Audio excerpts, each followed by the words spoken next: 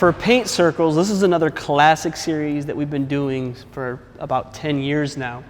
But what's really nice about this one is it really allows us to just build and progress, and you can treat it as a very fast conditioning series, or you can just break it up into pieces. But it's been focusing on 3 different types of lows, or I should say lows at different moments of the game. And we're focusing on our ability to keep our dribble alive for longer periods of time. So we're breaking the whole concept of wanting to dribble and get to the basket in just one dribble. And so we're gonna start off with a cone snatch. And so right now I'm gonna do a drop or a split, whatever footwork you want, and I'm just gonna drive through. And as I drive, I'm getting through the grip of the cone, so I focus on a low moment on the drive, and as I'm getting to the basket, I'm gonna drop down one more time to place it under control as I get to my finish at the basket.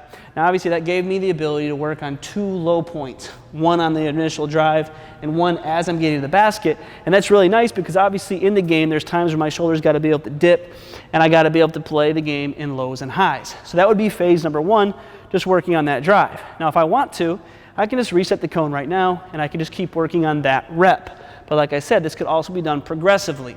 And so if I wanted to go to the next level now, the next phase of this, now I'm going to drive to that cone and I'm going to snatch it up one more time. And so if I have my same drop and I'm driving, I'm now going to this point in time. Now I can really imagine and feel the game. So I might do an inside out as I snatch it up. And now I'm imagining like I have a defender, like I'm fighting for a little bit of leverage. I might get low down one more time, place the cone as I get to my reverse finish. And so now obviously I'm able to have low points again, this time at the point where I continue my drive and another one right before I finish. And so I'm just constantly mixing up the times where my body has to be low and make sure that my dribble stays comfortable as I keep my dribble alive, which of course will be the final phase of this. I'm gonna drive and do a paint circle. And so if I have the exact same drive, I'm gonna picture the exact same scene. I might even try to get my shoulders just as low as if I had the cone. And so if I was driving to this point and imagine the cone, I might inside out and get off of it. Now I'm getting through this cone as I sweep through the baseline, but now if I don't want that reverse, I obviously can get right back into the middle for another finish. And so that would complete the whole segment. Multiple times of getting low, multiple times of snatching up the cone, and of course now that I have the cone back in my hands, if I was doing it progressively, I just bring it back with me, I set it up, and I do all 3 options again.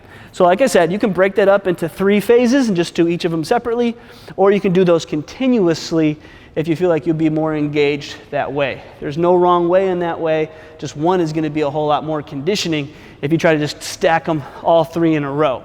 And so of course, do this on the right side and make sure you knock it out on the left side. That's paint circles, teaching you how to keep the ball more active and how to get more comfortable with your dribble when you have to take more, when there's multiple low points that you have to fight for.